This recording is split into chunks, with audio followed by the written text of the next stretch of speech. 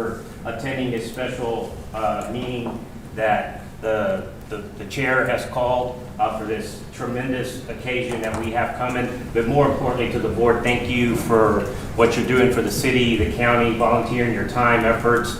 What you see today is going to be the fruits of your labor, and I just wanted to thank everybody for making the time to come out here. Also, some introductions, as we always start with some special guests. Obviously, Mayor John Whitmire, thank you for joining us here today. We much appreciate you being here. Thank you. It goes without saying that almost around 25 years ago, that what we're going to see here today started with the vision of then Senator Whitmire when he architected the sports authority that ultimately ended up building the NRG Stadium, Daikin, Toyota Center, and now we're looking at and we're about to see the next level of the Toyota Center that will take us. And now as mayor, that same vision continues. When he came in here, and frankly, when we had that change in leadership a little bit over a year ago, and what Ryan and I and the board were tasked to do is to make sure that we stuck with the vision, stuck with what the authority was ultimately created to do, was to make sure that our facilities were up to par and the best in the nation, if not in the entire world. And what we'll see today is part of that vision come to life. And so, Mayor, we want to thank you for your leadership. Thank you for everything that you've done and continue to do to support not only the authority, but what you've done for the city of Houston. So thank you for all of that. Appreciate it. Thank you.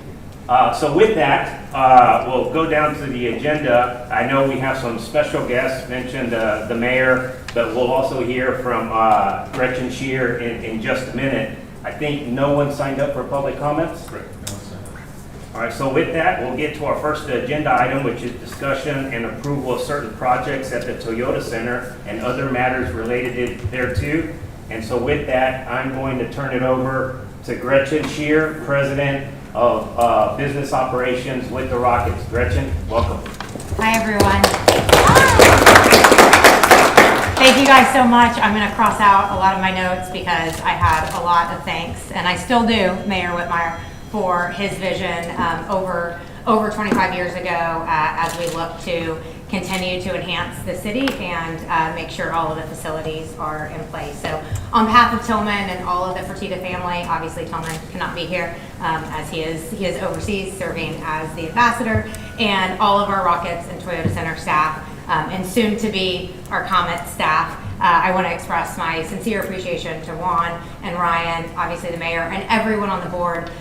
We know there was a recent board meeting that also happened to coincide with the NCAA and the Sweet 16. This is a huge announcement for our building, our facility, and the entire city of Houston. And also hosting the Sweet 16 was a big deal, and so we wanted things to be able to live and breathe separately. So thank you for clearing your calendars in order to be here today. So Juan mentioned sort of some change and again the clarity of the original mission of the Sports Authority. Many of you back in February of 2025 were able to come to Toyota Center where Doug Hall, our general manager of the facility, myself, and many of our staff took you on a behind-the-scenes tour of the facility so that you understood this building that we are all great stewards of, what it does for the city, and also the realities of a 23-year-old building. The Sports Authority had done an assessment. We had done an assessment. We're very proud of the work and the maintenance and the investment that we put into this building so that she can be this building is a female, in case anyone was wondering, so that she can be the best building and serve our public. But 23 years is not young, and so we knew that enhancements were needed. We took many of you through what our vision was at that time, and you'll see that come to fruition on the project that we're ready to move forward with pending your approval. So, as Mayor Whitmire says, downtown is Houston's front door, driving tourism, economic activity, and long-term growth. And there's no better front door to downtown than our sporting venues and Toyota Center. So, almost 23 years ago, like I said, we opened the doors to the public for the first time. Since then, over 30 million constituents have walked through these doors, creating lifelong memories and community connections that are paramount to any city and any society. A fun fact for me is one of the first activities I did. I started almost 25 years ago with this organization, and we all got on a bus coming from our old offices in Greenway Plaza, and we came here for a groundbreaking ceremony. I think that might have happened. I might be standing like completely above where I was, so one of the first things I did as an employee of this organization was come to the groundbreaking of Toyota Center. So for me personally, I'm very excited to be able to present kind of this next vision today. And at that time, blocks and blocks around here was just decimated concrete lots, gravel. The China Garden was here, and the China Garden is still here, but there was no Hilton America, there was no Discovery Green, there was no Avenidas, there was no Green Street, there were no ancillary hotels, there was no retail, and there was no restaurants. And so when you think about the vision that Mayor Whitmire and the Sports Authority had about how do you use these facilities to drive the catalyst of development on this side, and you look around here and see what's happened in those 23 years, and you think about what will happen over the next 23 years, we're really excited about it. Our neighbors next door are doing an amazing project. Houston First, they're expanding the convention center. This is Toyota Center right here. So that catalyst that we talked about and the vision that we had over decades for the city is all coming to life. That multi-year project is underway. I do encourage everybody when you leave here to just drive around the block. No progress comes without a little pain. And so the work that we've done with the mayor's office, with Houston First, with Centerpoint, with the Sports Authority, with Downtown District to try to coordinate all of these improvements that are happening to try to make it as least disruptive as possible is really a testament to everyone working together. This project will be done by the Republican National Convention in 2028, where our city will be on the eyes of the world. And we are honored to take our building to the next step so that we will have a comprehensive experience by that time. So this is the future of Toyota Center. This is kind of the beauty shot of what we call our new front door to downtown. So as you can see in this image, the expanded main entrance maintains one of my favorite parts of this building, which is this iconic roof line with the beautiful Toyota Center logo with downtown on both sides. And so this extension maintains a strong, clean roof line. And you will also be able to see back here this is where the expansion of the convention center will go, and you will just see that connective tissue between the entire convention district. This is a closer look of the main entrance. So this is a stunning glass facade at the main La Branch entrance. So this new cantilever is very important. It creates 3,100 square feet of shaded, covered exterior space, serving all events in our building. So if you walk outside right now, you will see a beautiful pop-up white portable tent that helps us create shade and protection from the weather as people gather to wait for doors to open to enter this. This will now be integrated into the building. You will also notice a more secure perimeter and enhanced landscaping that's inclusive of incremental seating for guests that are coming before and after events to create that communal area downtown. And the expanded exterior space is just a vibrant, great connectivity all around the building that will extend to the backside where the convention center is. So, as you recall, potentially, for those of you that were here in February and we walked through and we stood at the main entrance, currently when you walk through your main entrance, it's a very short space. You walk in and there's the wall that covers the interior bowl of the building, and our awesome guest services staff asks where your seats are, and you get immediately pointed left or right. There's not a grand entry for these lifelong moments that people are coming into this building to experience and just have a wow moment.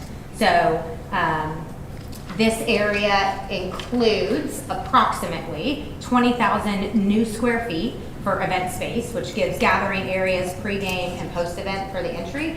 Those white columns right there are the current exterior of the building. So everything that you were viewing from this picture is early and have a secure perimeter. We're gonna relocate restrooms so that when you walk in, you can see right now, instead of being greeted by a brick wall, you'll be greeted by an opening into the arena. So whatever event's coming, the energy's flowing from the concourse into the arena and from the arena onto the concourse. And then for large events, such as huge conventions, the RNC will be here for a week. They will have breaks within there. We have no gathering space and no meeting spaces for them to be able to function outside of the arena bowl there. And this will encourage tons of activities before and after. This space will be able to be accessed not necessarily through the main entrance all the time, but also through a side entrance for private event space and hospitality. And it has the flexibility for larger events to flow into that grand atrium space for flexible group sizes. If you want to hold a board meeting there, I'm sure we can arrange it. This space is over the main entrance, so the doors to come into the building are below. This upper space adds 5,000 square feet of premium hospitality and meeting spaces that will overlook what we talked about, the front door of downtown. So it'll have sweeping views through the glass of our great city. It creates a flexible environment that can accommodate private events, group gatherings, and premium experiences. And you can utilize this space either private on its own or in conjunction with what's happening to the atrium below. Our team store is being added to this La Branch side of the building, which will double the size of retail for a larger, comfortable experience for guests. It gives us significantly more flexibility for third parties who are bringing in their own retail, whether that is a convention or the NCAA or concerts. Right now, we have to add that space inside of existing concourse space, and this new square footage gives us significantly more space and a much better experience for our guests. The south entry to our building comes off of Bell Street. It's the second most populous entrance to the building. And so we are recreating and renovating the entrance into the building, so that will help us weatherproof. So we're creating a second set of doors. We are removing about 250 seats that are located behind the basket for Rockets games in the top couple of rows, and they're behind the stage for the vast majority of concerts, so it won't impact our overall capacity. And we're shifting that bar forward. So A, it creates a better experience for the people that are coming in through Bell Street and get that grand welcoming of the experience that's happening at Toyota Center. But then also, you look through the other view, it gives a great experience for Rockets games for fans to engage upward and have that activity. That's a space that Toyota Center currently doesn't offer. So when you think about how the next generation of fans are engaging, they're engaging in a much more communal way, and a standing room or general admission area doesn't exist in Toyota Center today, and this gives us the flexibility for that space.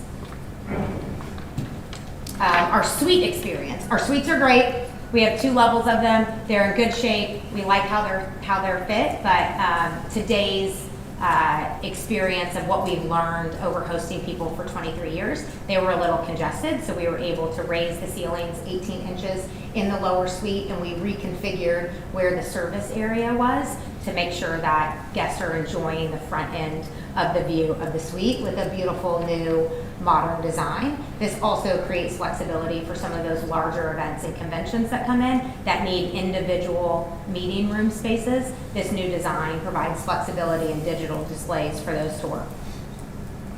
Our premium entrance through the Sky Bridge, so we have the Tundra Garage, and that connects through there. Similar theme, when you walked into any entrance in our building, you were greeted with a wall, which isn't always welcoming, so we'll be removing the wall, and that will, when you come in through the premium entrance, you will be able to have that peekaboo into the restaurant lounge area below and into the bowl below as well. This also creates flexibility for different uses for concerts and other special events now that it's just a flexible space. So it can be used as an entrance, or it can be used as additional meeting spaces as well. On the second level of the suite level, we will be removing 16 what we would call executive or traditional suites and repositioning those into 24 smaller boxes to meet the demands of today's business community, which often is to have a more flexible space. So this is conceptualized as a Summit Club with flexible theater box seating. It's about 6,300 square feet. There'll be multiple dining, lounge, and hospitality spaces in there, which will broaden our offering to better serve the community.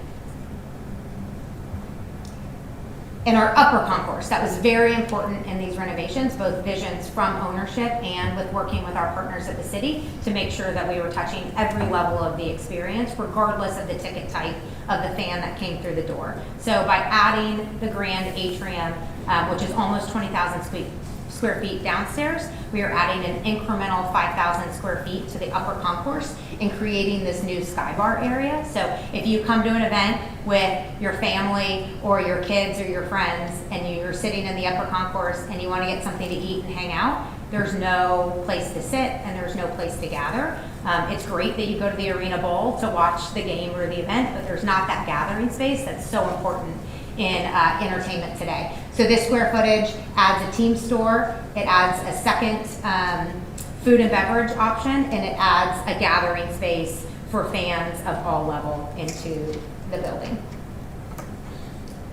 And last but not least, no pretty pictures for the infrastructure work, but the most important part that we're doing in this renovation is, yes, all of these spaces are big and beautiful, and our PR team will send you the release that has the high res. So Randy, you can use the high res. You're more than welcome to take those pictures, but we will send you the high res ones as well. But this doesn't work if the infrastructure in the building isn't brought up to today's standards. So as part of this investment, we will have new and improved vertical transportation that in order to access all 5 levels of the arena, we're enhancing the cable and the broadcast infrastructure to support major television events like we talked about with the convention. Also, Rockets playoff games in the digital world was not contemplated 23 years ago, and the type of fibering and cabling that is needed today for these broadcasts is very different than it was when the arena was built.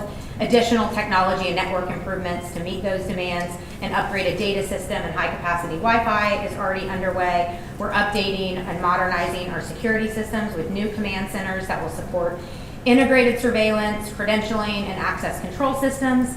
And we talked about before, the exterior of the building will be hardening the exterior of the perimeter in those surrounding streets to make sure everyone on the plaza has a safe and welcoming environment.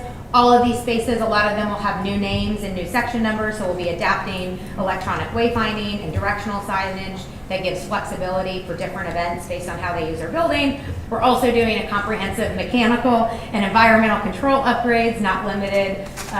So our BAS system, which is a building automation system, for those of you that are not familiar, new HVAC requirements will be needed with the additional square footage and the new entrances, and we'll be enhancing our food and beverage network and adding some infrastructure to support all of those needs. So those are the pictures.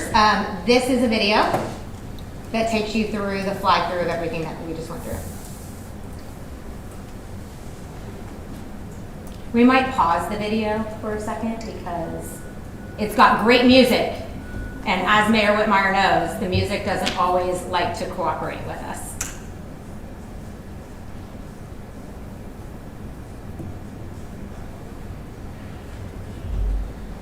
And it worked in testing. Live events, it's what we do.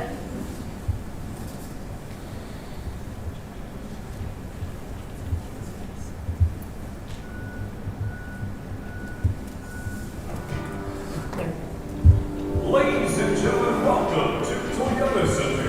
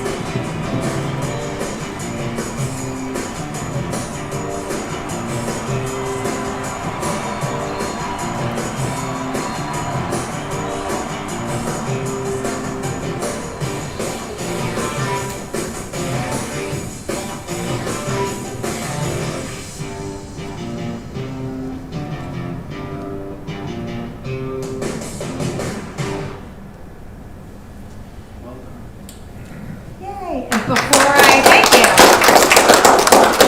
I turn it back over to Juan, obviously this has been something that we've been working on as you guys came. It's been over a year since I think we did the original tour at the facility, and recently, as you have read, the Tillman and the Fertitta family have reached an agreement to purchase the WNBA franchise with the intent, pending approval from the Board of Governors, which should happen pretty soon, to move that team to Houston to play in 2027. So I do not have pretty pictures yet.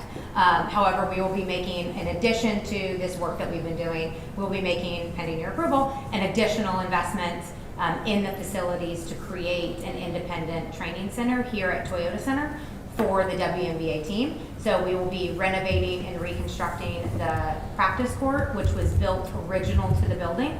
We'll be renovating that for WNBA specific needs, including a weight room, coach's locker room, office staff or support staff. We'll be adding locker rooms, updating a visiting team locker room, and adding a locker room for the WNBA, as well as medical, lounge, and nutrition and storage space for them as part of, that is being added to the original project that we were doing. So in case we weren't busy enough, we're gonna add that as well. Gretchen, could you speak to sort of the purpose and information of the board, the timeline of what the expectation is, and also the costs and how it will be funded? Yes. Timeline is, we have people geared and ready to go. So when you guys approve this, Doug will go upstairs and start working. Might take down a wall. But the timeline is in very short order.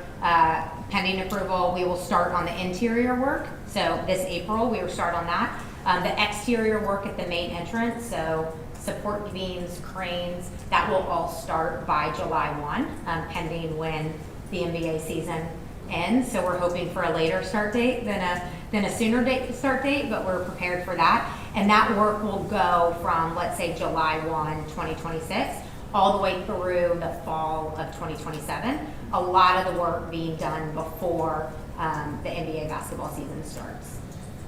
In that time period, the main entrance for a couple months this summer will be utilizing other entrance while they get that secure. And then when basketball starts, we'll have the temporary entrance created through that main area. So it'll be 14 to 15 months of solid construction. We will stay open and host events during that time period. So that's why Doug has no hair.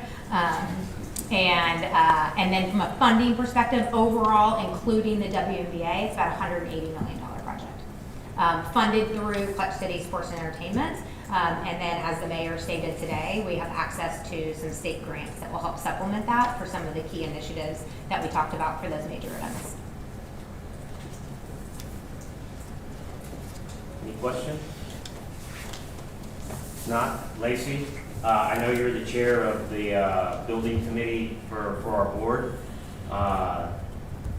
Do you have the honor? All right, yes, sir. As somebody that got to work on these fabulous bones of this gorgeous facility, and I'd like to thank the Rockets for their enhancement of the building and really lifting up for the fans and the community. I'd like to make a motion that we approve this project. We have a motion. Do we have a second? Second. We have plenty of seconds. Any further discussion? Hearing none, all those in favor say aye. Aye. Any opposed? The motion unanimously passes. Congratulations. Thank you. Thank you. I also want to thank, obviously, the Fertitta family and Gretchen, Doug, for all the work on this, and the Rockets for major improvement. I know Ryan, our CEO, we hear a lot about FIFA today, and we have this major event coming, but I want the public to know that Ryan, his team, the board are also working to make sure that we fulfill our mission, to make sure our facilities are where they need to be. And as I mentioned at the beginning of our board meeting, second to none in the entire nation, if not the world. So again, Mayor, welcome any comments if you like. I wouldn't say you have 3 minutes, but you have as much time I'll be as you brief want. and to the point. The project speaks for itself.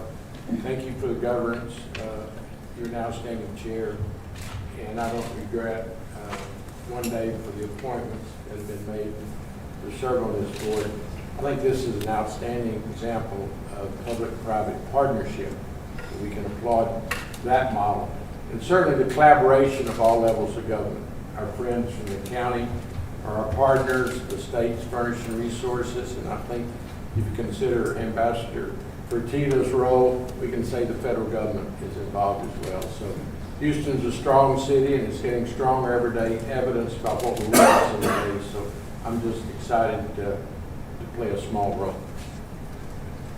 Well, thanks, Mayor. Thank you for being here. With that, Brian, any comments? Just excited about this project, Rich, and excited to help with this in any way we can, of course. And everybody knows that Houston is a world-class destination for sports and events. This project proves that. We're going to be the leader, to your point, Juan, in sports and entertainment globally for the venues that Houston has, for the teams and the partnerships that Houston has between the city, the county, and certainly our venues here. So thank you for all that you all do as well. Very excited about it. Thank you. If I could say one final thing before we go, the pictures are fantastic. The image is great. When this comes to life in 14 to 15 months, it is going to be transformational for the city and all of the constituents that use our building. But it's going to be a lot of work, and it's going to be a lot of work for this group sitting right here, which is our many of the people that are working for Toyota Center and the Rocket. So hosting, 140 plus ticketed events during a year is a lot of work. Launching a WNBA team in less than 365 days is a lot of work. And transforming your building in 14 to 15 months is a lot of work. And doing all of those things at the same time is going to be a big lift on this group. And I know that they can handle it, and we wouldn't be doing it if we didn't think that we would do it in a first-class, world-class manner. But they got a lot of work ahead. So if you see them on the streets, buy them lunch. It'd be nice, or tell me to buy them lunch. But thank you all very much, and we're ready to get started. Again, thanks to the board again for making the time to attend this special meeting. With that, I'll take a motion to adjourn. So moved. Move second. All those in favor say aye. Aye. Thank you all for coming.